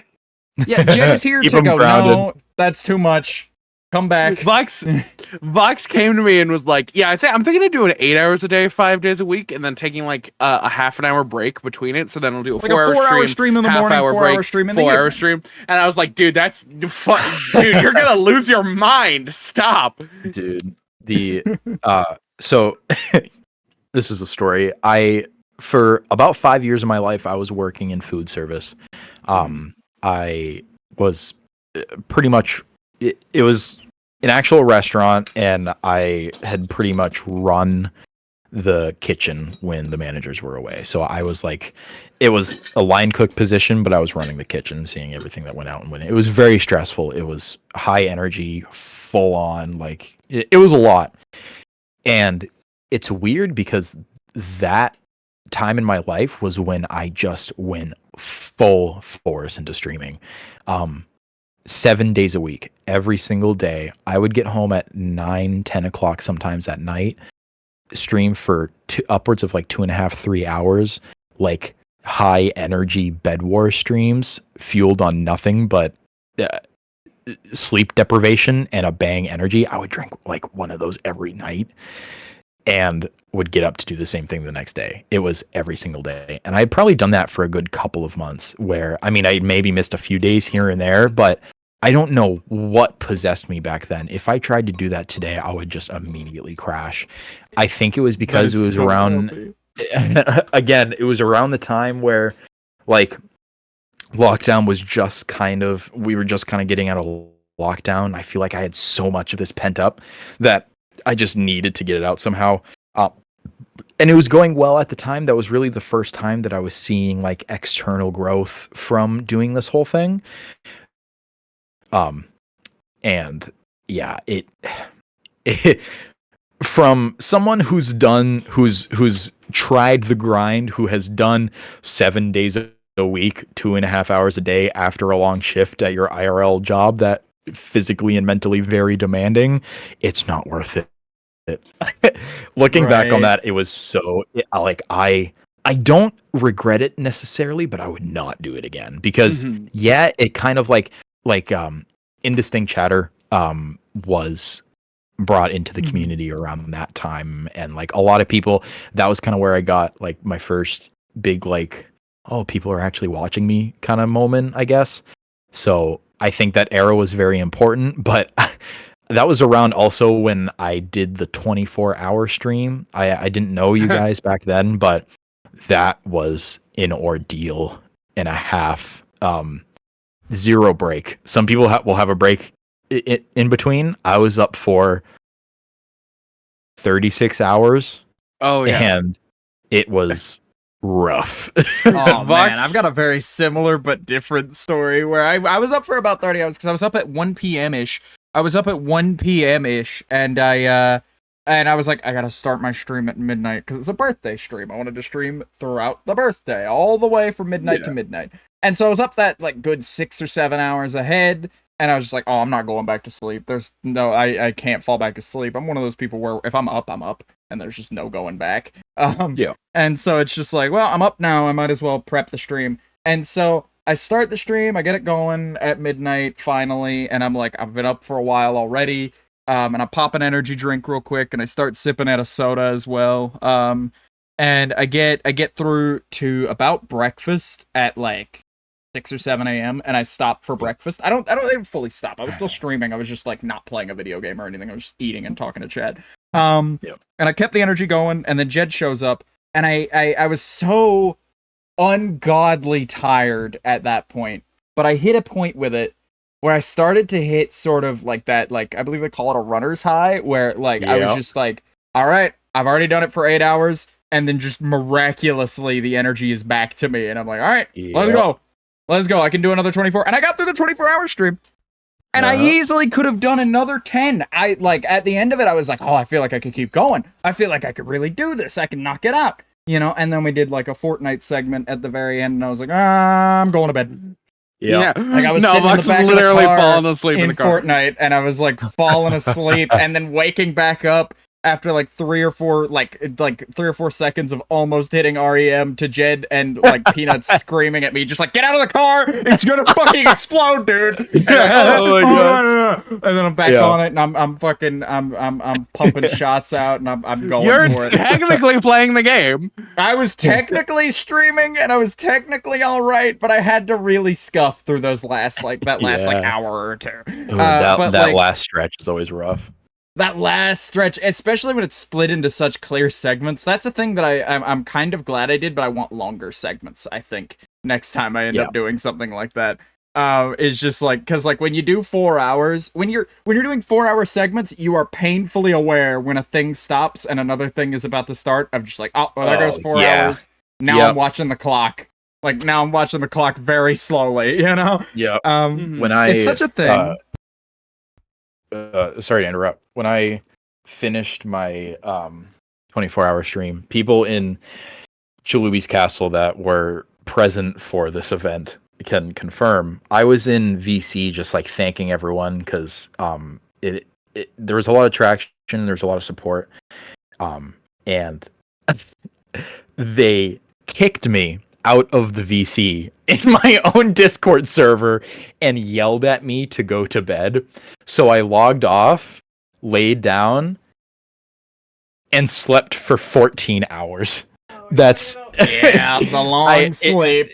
Yeah, and like anyone that was there for that can 100% agree. I was literally conked for 14 hours. I woke up and like messaged Chompy, and I was like, "Jelp slept 14 hours sleeping." It was so bad. But no, yeah, I don't know about you, but I came out of mine with a very, like, I could do another one of these someday. I feel Yeah. much more confident in my ability to tackle that a second time. And I think I Totally. might have to, because at the end of that Ooh. stream, I'm the worst about this. I am the worst about making huge promises that I don't know how to fulfill yet. Because, Yep. like, at the end of that Feel stream, I that. was like, yep, and tune in next year for my next birthday stream, which will be bigger and better somehow. Oh, jeez. You know, and it's just like, I don't know what I'm gonna do. Currently, I'm sitting on the idea of, like, I want to use this for a charity thing. So I don't want to use it for my birthday. Yeah. But I'm thinking of doing a charity thing, maybe for the Starlight Foundation or something similar, just for like a heck yeah, children's dude. charity. I'm gonna reach out and see what I can do about that. But I want to get a bunch of content creator friends together, and I want to like block out like an Excel sheet, like a spreadsheet of like, all right, who's taking like this shift or that shift, and just in that's like so 4 or sick. 5 hour shifts, just run like a 24-hour stream that way. I'm just like, all right, now I'm gonna pass it off to whoever for whatever game Yeah. they're doing. And it's Totally. just like, like, here's your block. You can have 4 hours of charity stream. Enjoy That's an it. awesome idea. Yeah, I did because a, I love organizing stuff like that. I haven't had a ton of opportunity. Literally, anytime anybody comes knocking at my like proverbial door for charity, I will set myself on fire just about. Like, you can ask me Vox to and do I just sang the about DK rap, anything. and that's You can ask me just to do about as far as just we could go. about anything for a charity stream, and I'll do it. Yeah.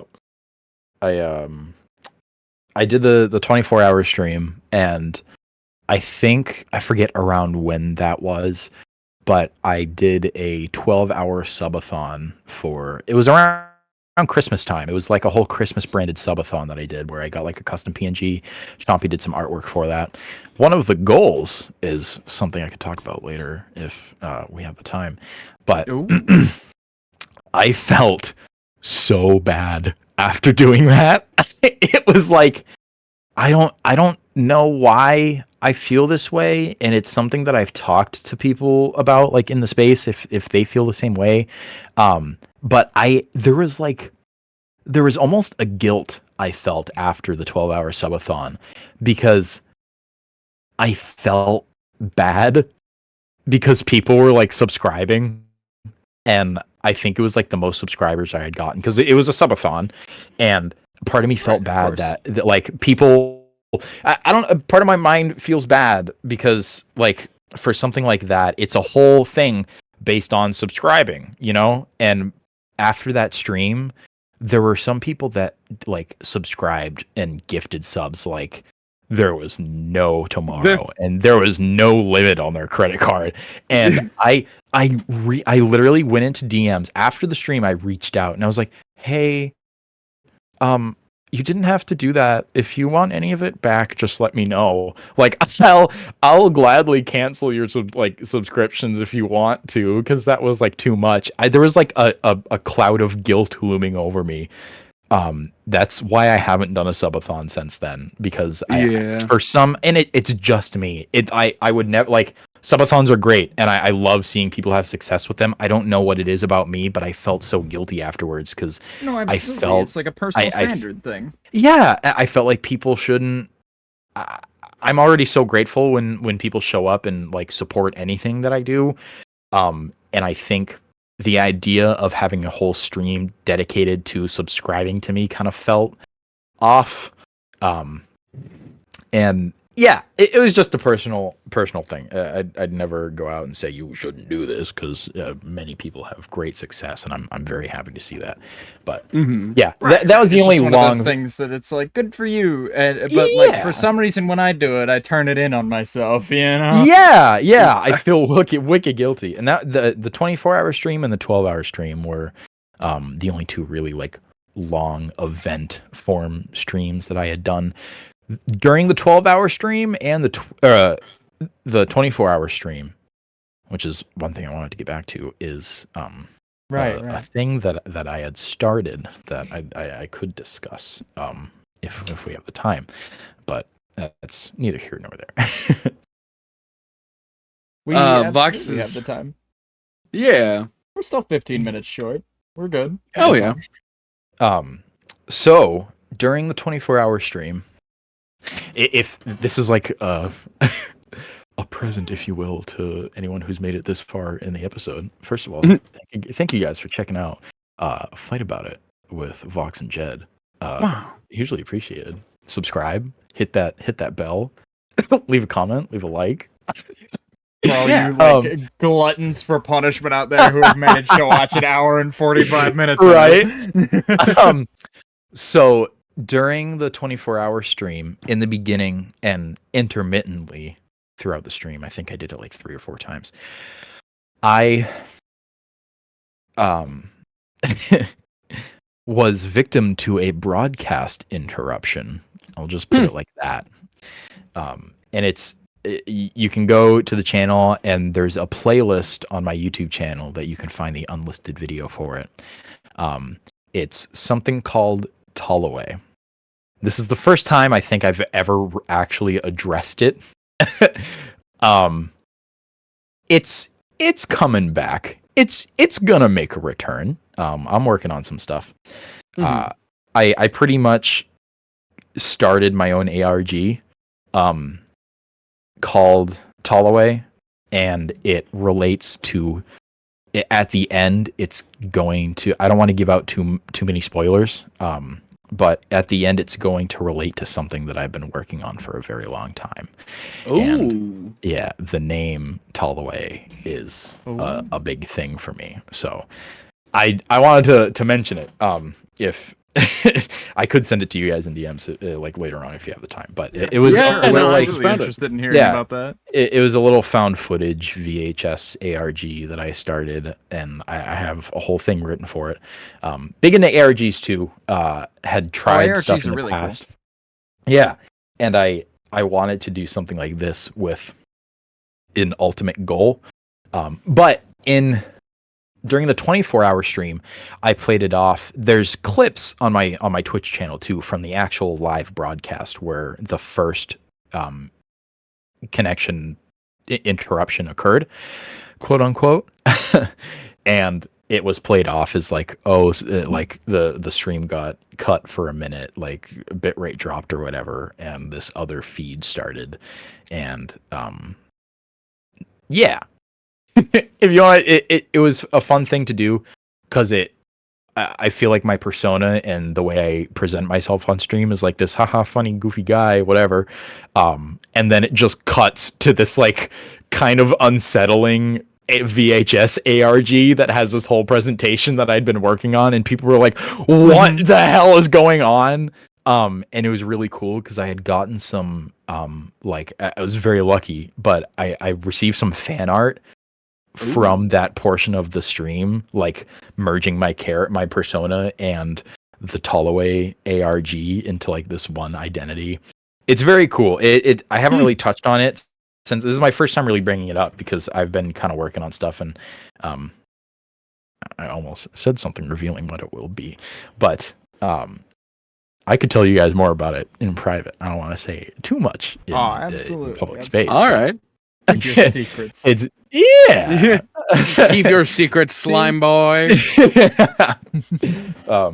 I think during the 12-hour subathon, one of the sub goals was on the banner for the subathon with all of my goals.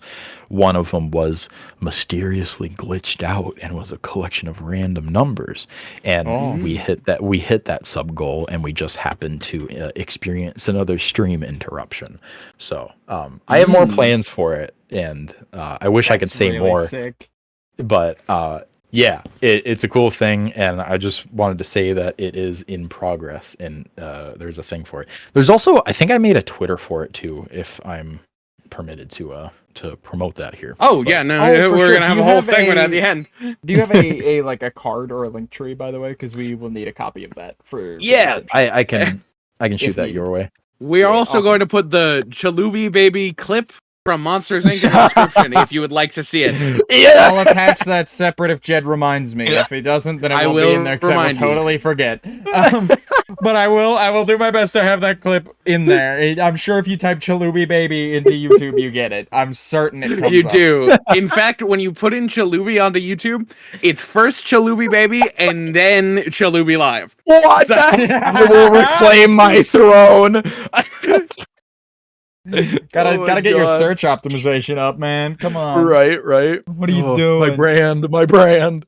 Oh, but speaking Yeah, of weird stream stuff and ideas, we talked about this a little bit, or I talked about it in your chat, and you were like already talking about it, but the other day. But what's this about potentially like dropping Twitch affiliate in favor of running like self-serving ads during your BRBs? Okay. I want to talk about that.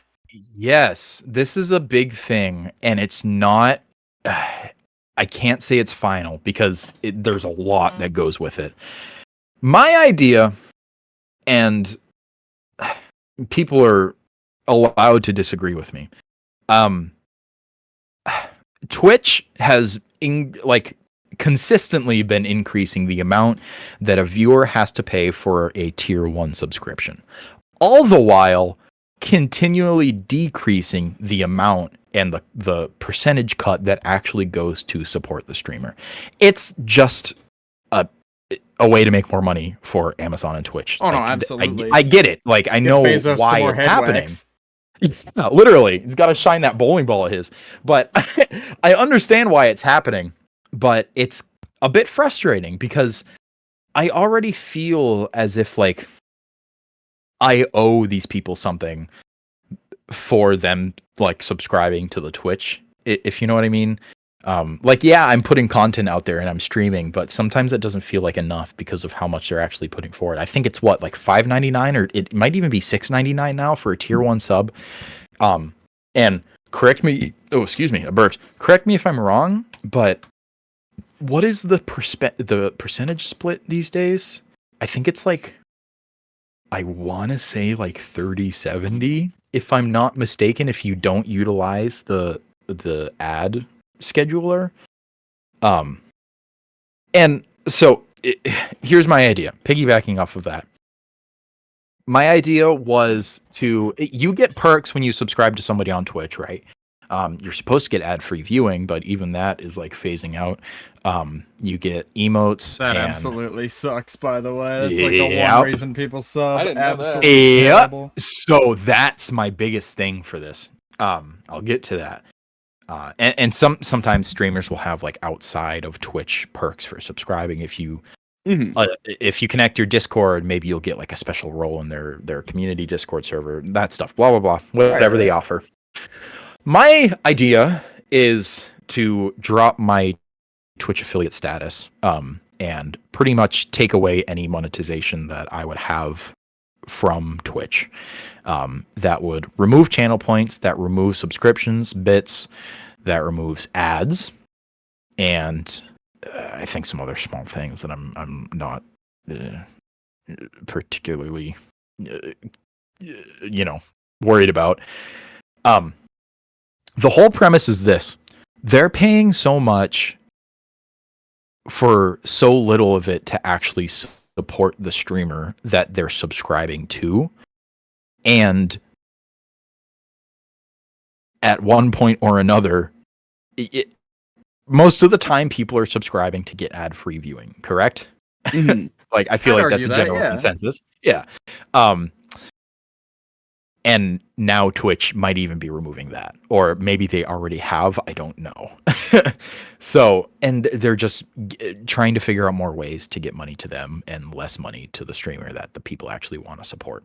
And I don't love talking about the monetary value of this because sometimes it comes off as me like, oh, I want to make more money. That is not the case. I want to offer people a cheaper alternative for better payoff. Is what I'm trying to do. My idea is to, again, drop Twitch affiliate. This is very long-winded. I need to keep going. Drop Twitch affiliate. No, absolutely, and, go for it. Yeah, drop Twitch affiliate and remove anything that Twitch affiliate would be giving me, and offer a third-party donation subscription service for like the brand for ChaloobyLive for streaming. My original plan was to do a Patreon, but I made I think it's pronounced coffee or Ko-fi. Yeah. Ko-fi. I made one of those, and I think that's probably the platform that I'm going to stick to because I find it very helpful. And there, my plan is to offer different perks. You can do like with Twitch, the lowest they can do is either give bits or subscribe with a tier 1 sub. I wanted to introduce different tiers, like my own custom tiers. So you could do like $1. If people can afford $1, they get plenty of perks that you're just using $1 for and not $6.99 for very limited perks. You can control exactly what they receive. And by dropping Twitch affiliate, I'm not going to have ads run on my streams in the first place. So that takes away any incentive really for people who are going to subscribe for ad-free viewing to subscribe. So it kind of takes that away in a sense, but I feel like it's just a more direct way of actually supporting the streamer. More of it is going to the streamer to support them, where I feel like people who really want to support streamers and do take the very generous next step of subscribing, more of that money is actually going towards their final goal of supporting the streamer.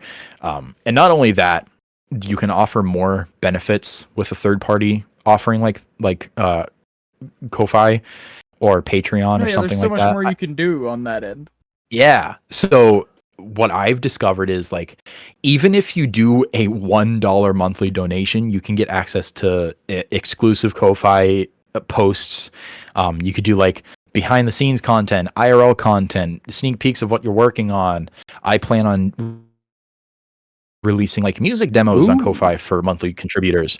And you can connect Ko-fi with Discord, and if the user, I feel like this is an endorsement of Ko-fi. If you connect Ko-fi to your Discord, you can actually provide exclusive Discord roles, just like a subscription would. So in my community server, Chalooby's Castle, I introduced a role called Ko-fi Nights because it's all the castle royalty theme. Right. You got a theming. Yeah. And so like whoever does, you can donate to the Ko-fi as well, just a one-time donation. But if people want to take the extra step and donate, contribute monthly, they get this exclusive role. They have access to all this exclusive stuff on Ko-fi. There are a few other. I had the idea of starting like a monthly contributor community Minecraft SMP. And there were a few other ideas that I had that I can't quite remember off the top of my head. But the basis of it is, I just don't like how Twitch is running affiliate these days and the monetization of it. I feel like it's very geared towards Twitch and Amazon.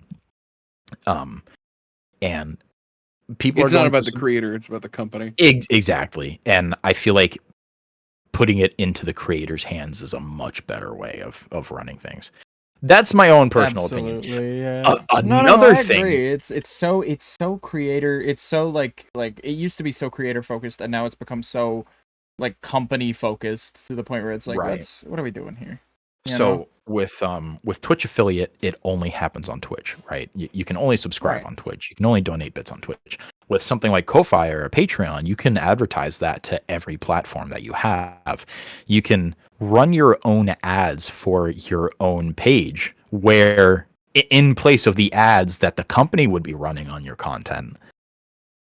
I plan on pre-recording pretty much like a joke, funny advertisement for myself talking about the Ko-fi page. And like, so instead of like having just an actual pre-roll ad happening, it's just something that I can play like once or twice a stream, just showing people like, hey, I have a Ko-fi if you want to go check it out. I don't make money from stream, but if you'd like to contribute, you can go see what I have to offer there. And you can advertise that on YouTube, on TikTok, on Twitter, on your card or Linktree, on Twitch, and it's just like an all-in-one place for creator support. And I think it's just kind of like the broader spectrum of that. I feel like Twitch affiliate is so dialed in and focused on just that that if you're a creator outside, another thing is multi-streaming. You can't multi-stream as a Twitch affiliate. I would love to do multi-streams on like Twitch, YouTube, and TikTok simultaneously, and I want to drop Twitch affiliate so I can actually be able to do that. So I don't know. That's absolutely fair. I've never seen somebody make this move, and I'm very excited to see if you make this move and if you go all the way with it, because I'm super excited as somebody who's sort of unintentionally studied content creation for a while now, of just like and kept up with the scene of just like what will this do? So I know some people, myself included, who might be inclined to do the same if it works out. Of course, I said this as a joke in your chat, but I kind of sort of mean it, of just like, I thank you for putting yourself in this like first-hand sink or swim situation, so that if you sink, I can run full speed the other way. But if it goes well, it could be a beacon that like Twitch doesn't have to be like integrating with Twitch, and like the pathway to affiliate and then subsequently the pathway to partner doesn't necessarily have to be the only way you can make a career of it. You don't have to you don't have to shake hands with a company like Amazon to be able to, to like cement yourself and be able to like support yourself and do what you love, Exactly. The one thing that does partially concern me is Twitch is more inclined to promote and recommend the creators that make them the most money. I think that's fairly, not really a hot take. I think that goes with any big company.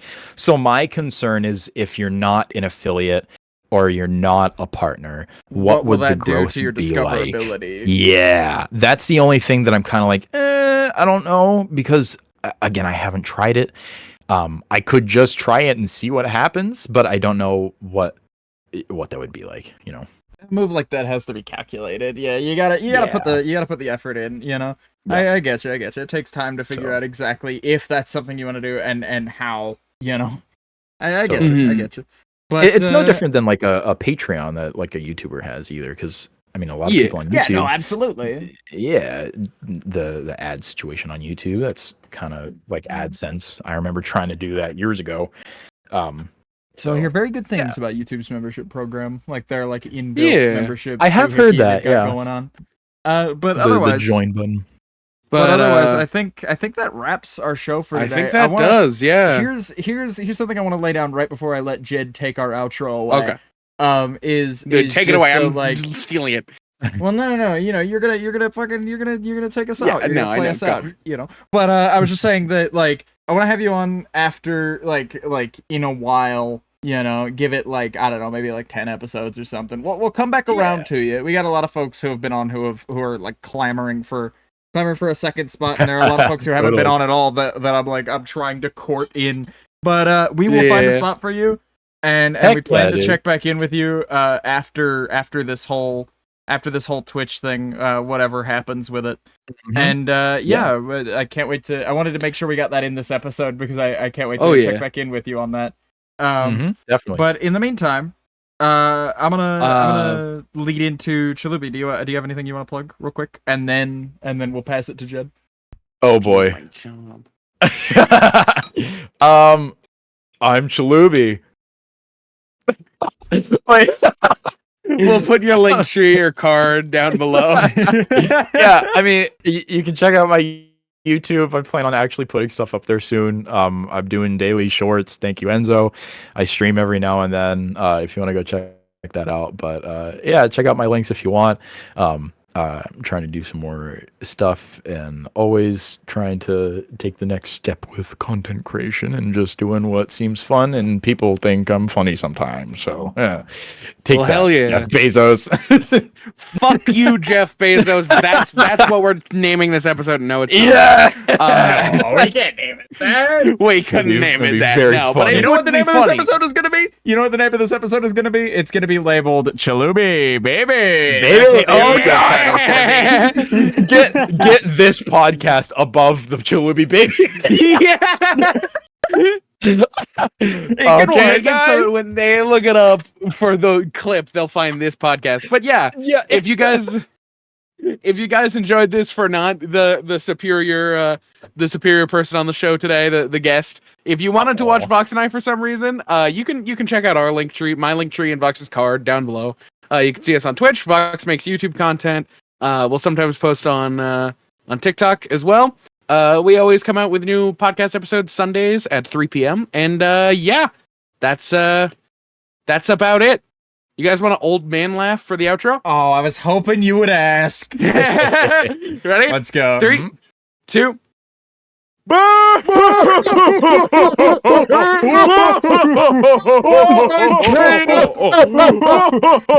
Okay.